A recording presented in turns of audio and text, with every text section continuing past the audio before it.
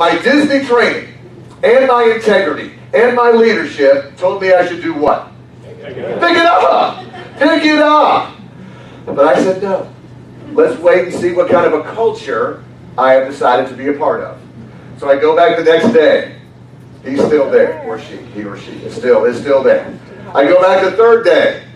He or she is still there. I go back the fourth day and we have movement. Thank goodness. Somebody who I work with has decided to come out and put a note down to tell someone else that they're not doing their job well.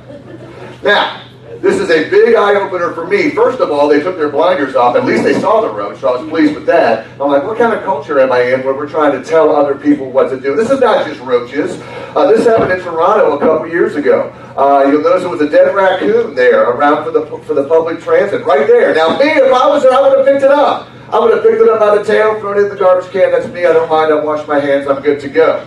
But no, they've got this thing for local government called @311 where you tweet it, Sima. You tweet it out. And you put it out there and you say, hey, someone come get this little guy. And of course 311 Toronto responds and says, absolutely, thanks, they're notified, we're on our way. So now we start having some fun. People start putting notes out to the little raccoon saying, hey, don't worry, buddy, they're coming soon.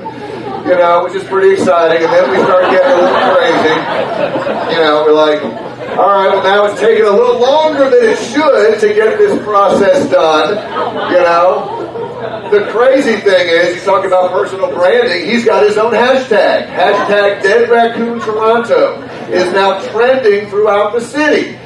All right, and it's clever, but you're asked to keep your trash cans open in honor of the dead raccoon. I thought that was clever, you know, where we're going to remember him. The candlelight vigil has begun. My word, this one's a little creepy, you have to admit.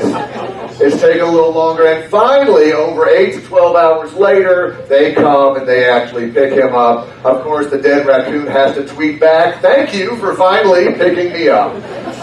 Because we're going through life with blinders on. It was fun the next day. You know, it's one of those things where, as leaders, we have to be picking things up. Let me tell you.